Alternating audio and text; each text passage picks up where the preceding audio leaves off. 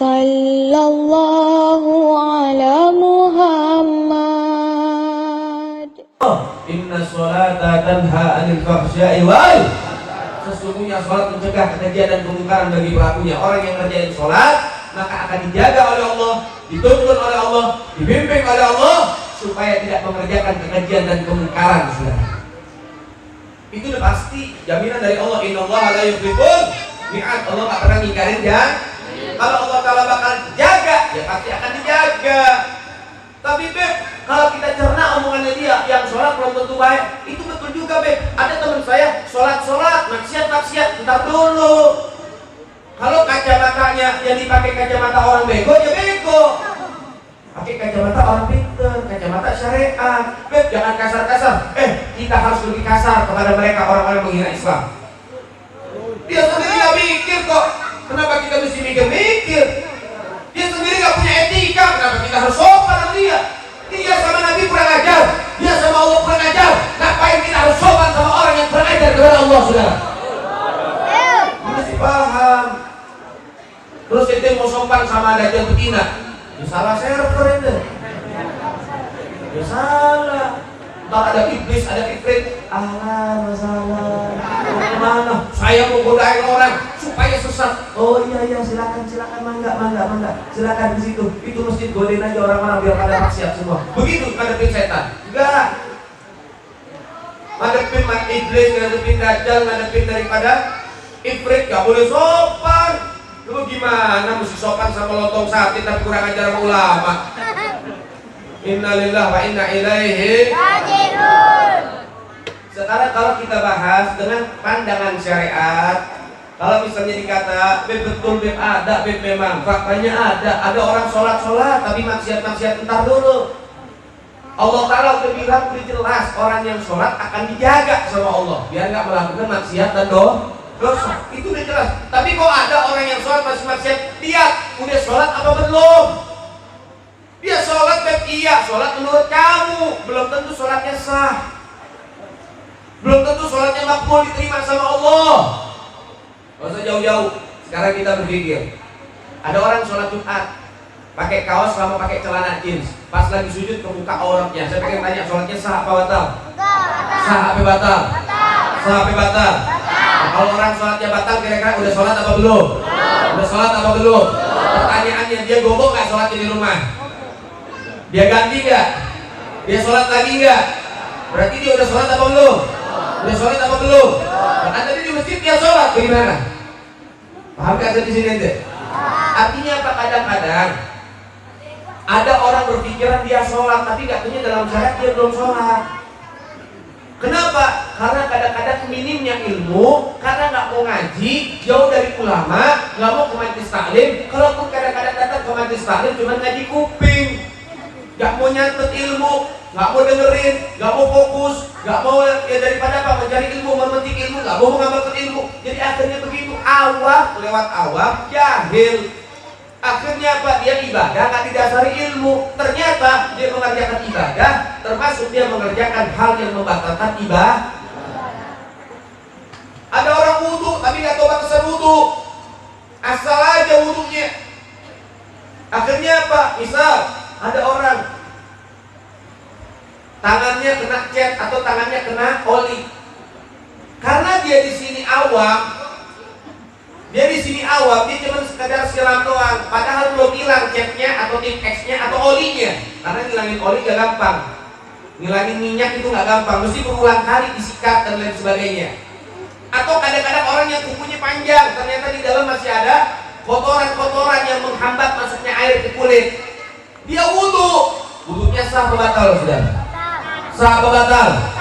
Sah apa batal? Sementara itu dia nggak tahu kalau wudhunya tidak sah, dia ngelakuin sholat. Kira-kira sholatnya sah apa batal? Sah apa batal? Menurut pandangan dia udah ngerjain sholat, tapi menurut kacamata syariat dia udah sholat apa belum? Udah sholat apa belum? Ya wajar dia masih maksiat, sholatnya nggak sah. Paham nggak sampai sini? Itu enaknya ngaji, jadi kita tahu mana ibadah yang sah, mana ibadah yang batal. Jadi jangan terus dibilang itu orang sholat tapi masih maksiat. Bentar dulu, lihat sholatnya sah apa kagak. Lihat, kadang-kadang dia nggak ngerti masalah itu, saudara. Oke, tidak sah. Entar ada yang bolong celananya, entar dia mengerjakan sesuatu, bertindak, bergerak, anggota tubuhnya 3 kali berturut-turut yang sakit, yang berat. Itu juga membatalkan daripada sholat. Ada dia sholat udah rapi dan lain sebagainya, tapi apa? Nggak khusyuk. Sholat Allahu Akbar, dompet tadi taruh mana? Cuci motor taruh mana? Waduh, saya punya uang ketinggalan lagi nih. Bagaimana sholatnya pengen membuahkan hasil kalau sholatnya dia tidak sempurna, saudara? Jadi jangan terus dijadikan, wah betul juga ya orang dia sholat tapi maksiat. Ntar dulu, ayo kita koreksi. Nah kalau begini udah jelas, berarti ucapannya lontong sate ini nggak benar. Ini merendahkan sholat. Anggapannya dia public figure, dia artis, dia punya pengikut, dia punya penggemar. Ini bahaya, fatal. Dengan ucapannya dia, penggemarnya akhirnya apa? Nggak sholat, dijadiin dalil. Ngapain sholat belum tentu baik? Ngapain sholat belum tentu masuk surga? Kira-kira bahaya nggak, saudara? Bahaya nggak, saudara? Bahaya. Orang kayak begini pengen jadi public figure, orang begini pengen jadi artis. Yang public figure, artis, itu orang yang punya karya, punya prestasi. Sekarang karyanya dia apa? Prestasinya apa? Prestasi gak punya, karya gak punya, kerjaannya menghina orang, menghina ulama, merendahkan orang, bahkan juga sering dipanggil polisi. Kalau dipanggil polisi negara berjuang tak jadi masalah. Jadi dipanggil polisi kasusnya apa sih? Ngerebut kaki orang, prostitusi, jual diri. Ngerebutnya masalah-masalah begitu.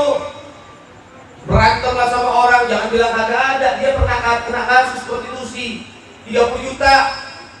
Dia jual diri. Masya Allah. Ini lagi ikut satu-satu nih, yang 80 juta ikan mujair nih.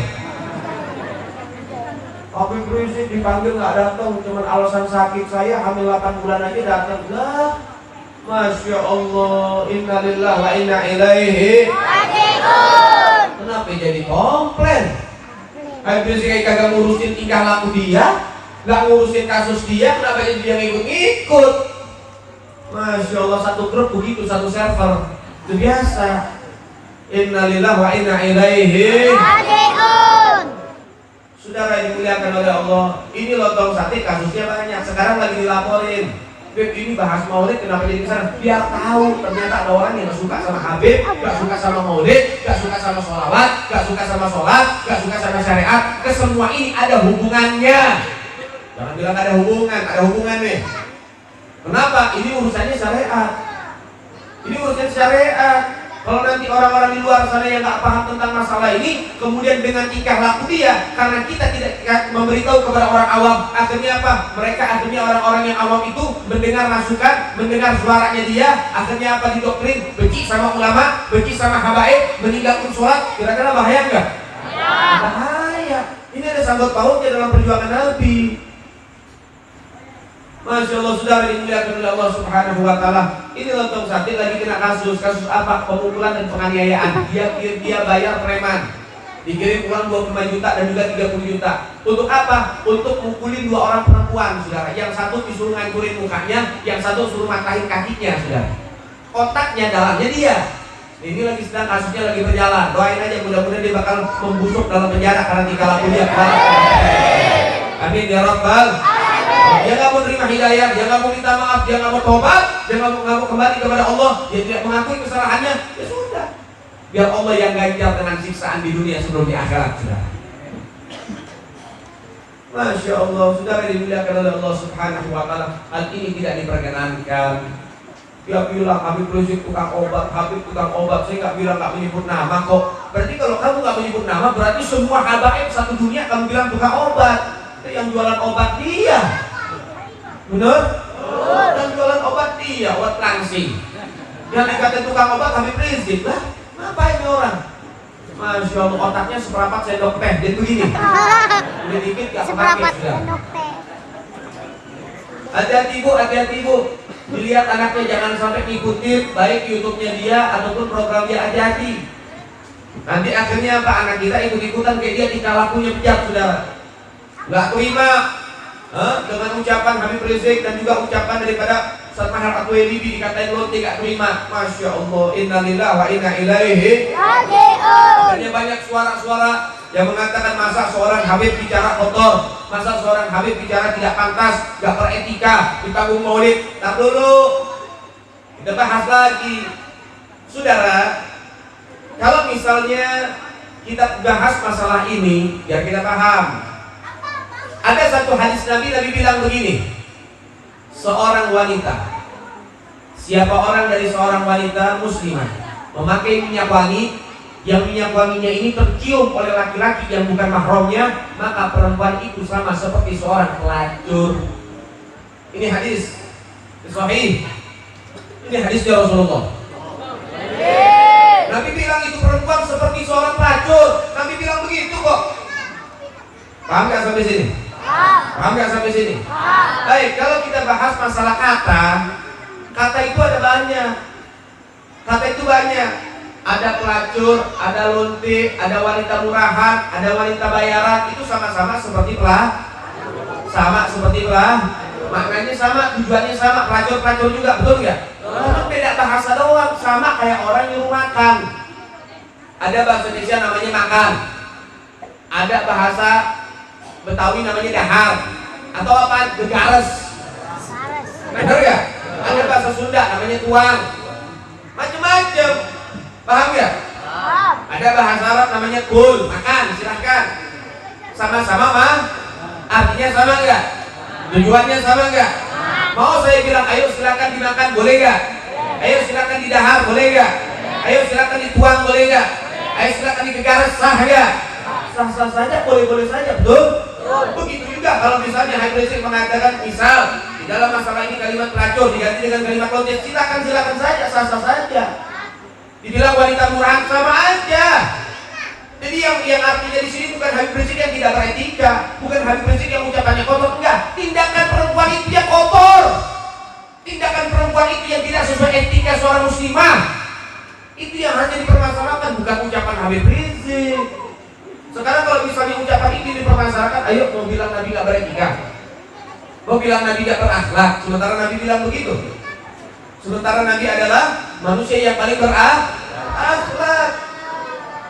Maka oleh sebab itu ntar dulu jangan termakan isu lah. Banyak orang sekarang gak suka sama ulama, benci sama ulama. Kenapa? Karena mereka takut keberadaan ulama ini menjadi magnet dan menjadi power yang besar, bisa mendidik umat, dan umat taat tunduk terhadap ucapan para ulama, sehingga mereka khawatir pekerjaan mereka hilang. Kenapa? Karena mereka jualan maksiat.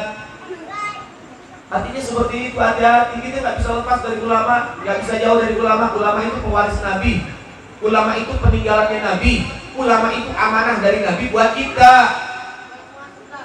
Kita nggak bakal kenal Rasul, kita nggak bakal kenal Allah, kita nggak bakal bisa sholat, kita nggak bakal bisa ngaji, kita nggak bakal bisa ngaji Quran, kita nggak bakal bisa sholawatan, kita nggak bakal bisa menjadi anak yang bakti, kita nggak bakal bisa menjadi hamba yang bakti, kita nggak akan bisa menjadi orang yang baik tanpa peranan dan didikan para ulama.